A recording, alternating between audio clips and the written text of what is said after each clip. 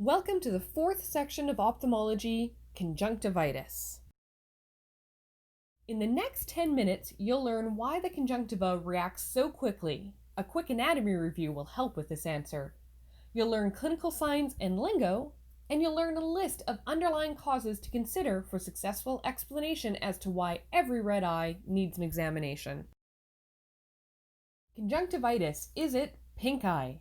Conjunctivitis is one of the most common presenting eye complaints in dogs and cats. Owners may often equate it with pink eye in people. Have you ever been asked if dogs or cats get pink eye? A quick fact check: pink eye in people is not likely due to the family pet. The highly contagious pink eye in people is typically due to adenovirus. Bacterial conjunctivitis may cause pink eye in children more often than adults and may be contagious in certain situations. Adenovirus is not transmitted to people from dogs or cats. Bacterial conjunctivitis as a primary cause of conjunctivitis in dogs is rare and thus very unlikely to be passed to a healthy individual. Cats have a very low risk of passing on chlamydophila due to C. felis to healthy individuals. Clients should always wash their hands before and after cleaning and medicating a pet's eye. Your quick anatomy review. The conjunctiva is the light pink glistening mucous membrane covering the inside of the eyelids. The palpebral lining of the eyelid faces the globe. The remaining surface of the third eyelid and globe facing the lids are the bulbar conjunctiva. Can you see how easily foreign bodies could be hidden below the eyelid? Why does the conjunctiva react so quickly? Mucin-producing goblet cells are present in the conjunctival epithelium. A rich blood supply, a loose arrangement of the underlying connective tissue, nerves, and local lymphoid tissue contribute to the conjunctiva's ability to rapidly and often dramatically respond to insults. Did someone say dramatic?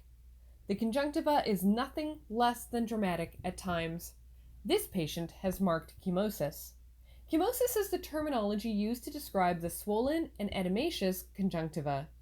Additional combination of signs include ocular discharge, hyperemia, meaning redness, discomfort, pruritus, tissue proliferation, ulceration, and hemorrhage. The most common clinical signs include ocular discharge. This can vary from watery to thick and mucky discharge. Discharge may be gray, green, or yellow. Redness and inflammation, and ocular irritation. The patient may be rubbing at the eye.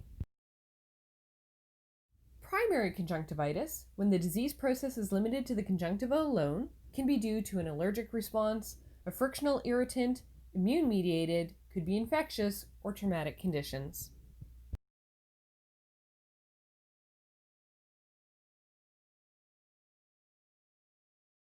Once again, cats are different.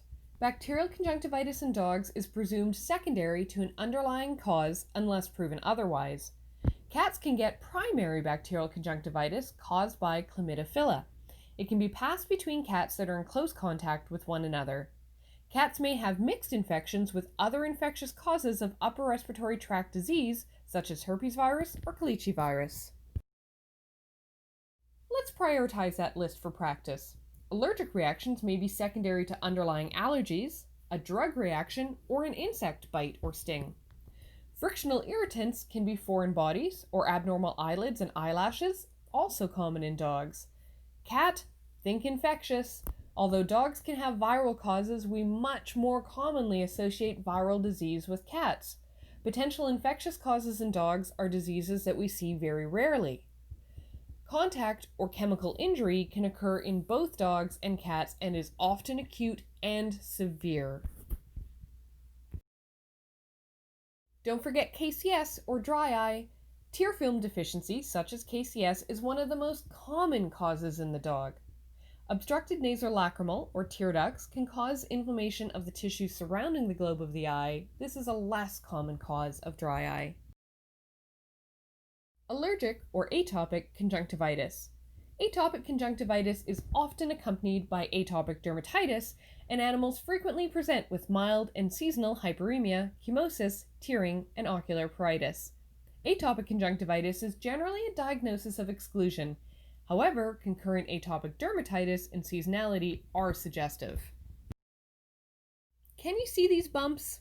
Allergic conjunctivitis may be accompanied by follicle formations, which may appear as multiple 1 to 3 millimeter raised bumps on the conjunctiva. Conjunctival follicle formation occurs with chronicity. Have you ever had sand or smoke in your eye?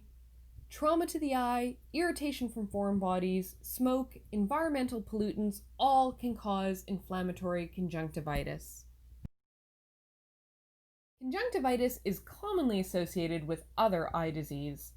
Ulcers, uveitis anterior, glaucoma, all three are associated with conjunctivitis.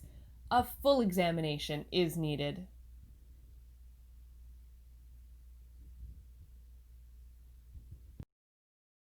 Some less common considerations to keep on the list. Local immune-mediated disorders may be, on rare occasion, limited to the eye, and biopsy will be needed to make the diagnosis. Plasma cell conjunctivitis in German Shepherds and nodular episcleritis in collies and collie crosses are primary ocular immune-mediated diseases. Systemic immune-mediated disease, such as pemphigus, can present with concurrent conjunctivitis. Tumors of the eyelids and conjunctiva are possible. What are the main diagnostic goals? Is the conjunctivitis a primary or secondary problem? Is there additional disease or damage to the eye? Is this a manifestation of underlying disease elsewhere in the body? How do we complete the diagnostic goals? In order to differentiate many of these conditions, a complete and detailed ophthalmic examination must be performed. An owner should expect to receive a detailed examination of the surrounding eye structures, eyelids, eyelashes, tear ducts, third eyelid, etc., tear production test, corneal stain test to ensure that the cornea is not damaged, intraocular pressure measurements to rule out glaucoma or uveitis. Treatment is directed at the specific cause and may include both topical eye and oral medications depending on the cause. Most uncomplicated cases will require topical eye medication only. Dogs diagnosed with KCS will usually require medications such as cyclosporine or tacrolimus to stimulate tear production. Eyelid or eyelash abnormalities will require surgical correction. Cats with concurrent upper respiratory disease will need concurrent supportive care measures. Depending on the concurrent cause, an e-collar may be needed. Go the extra distance with positive reinforcement in association with medication. Stop the clock on this 10 minutes, you've got this. Ulcers, KCS, conjunctivitis, check, check, check. Join us for our last 10-minute takeaway in ophthalmology series, featuring useful tips for helping clients living with a blind pet.